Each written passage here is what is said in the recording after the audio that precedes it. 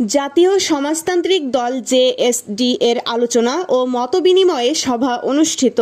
সিরাজগঞ্জ শাহজাদপুর প্রতিনিধি মোহাম্মদ শরীফুল ইসলামের ভিডিওচিত্রে বিস্তারিত।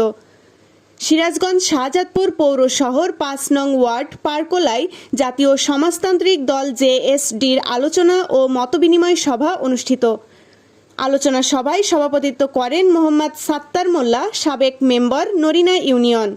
প্রধান অতিথি হিসেবে উপস্থিত ছিলেন আগামী দ্বাদশ জাতীয় সংসদ নির্বাচনে সিরাজগঞ্জ ৬ আসনে শাহজাদপুরের গণমানুষের নেত্রী জেএসডির কেন্দ্রীয় কমিটির সহ সম্পাদক ও বিশিষ্ট সমাজসেবক স্বাধীনতার পতাকা উত্তোলক আসম আব্দুর রব এর মনোনীত প্রার্থী মোসাম্মদ ইলোরা সোমা।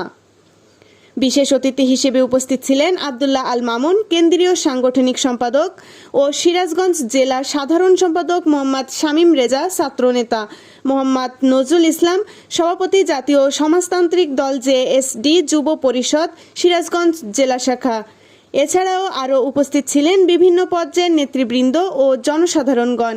আমার ভাগ্যটা এবং আমার গ্রামবাসীর জন্য অনেক বড় একটা প্রায়োরিটি, বড় একটা সুযোগ, যে সুযোগে সদ্ব্যবহার আমরা করতে পারি। আপনারা সবাই আমার পাশে থাকবেন, এইটাই সবচেয়ে বড় কথা। বলে না যে ভোট দিবেন, আমি ভোট চাই না, আমি আপনাদের পাশে থাকতে চাই। আপনারা আমার পাশে থাকবেন এবং সাথে থেকেই কাজ করবেন, আমিও তাই চাই।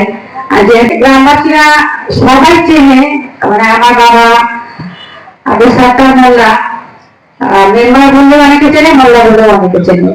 তো আমি আপনাদেরই মেয়ে, আপনাদেরই কন্যা। আমি চাই যে আমাদের গ্রামবাসী থেকে শুরু করে, আমি যেহেতু নারী হিসেবে নারী উন্নয়নটাই আমার অগ্রাধিকার থাকবে বেশি। আর যে আজকে পরিচিতি পর্ব, এই পরিচিতি পর্বে আমি আপনাদের কাছে একটাই কথা বলবো যে আপনারা সর্বক্ষণ, আপনারা যেখানেই থাকেন না কেন, আপনারা ভাববেন যে বিভিন্ন দলের লোকজন আছে, বিএনপি, আওয়ামী লীগ, জামাত, যেভাবেই থাকুক, তাদের সাথে আমাদের কিন্তু কোনো দ্বন্দ্ব অথবা মতবিরোধ এরকম কিছু নাই। আমাদের দল জাতীয় সমাজতান্ত্রিক দল জেএসডি জাতীয় স্বাধীনতা পতাকা উত্তোলন, প্রথম পতাকা উত্তোলন করে। AB news desk report.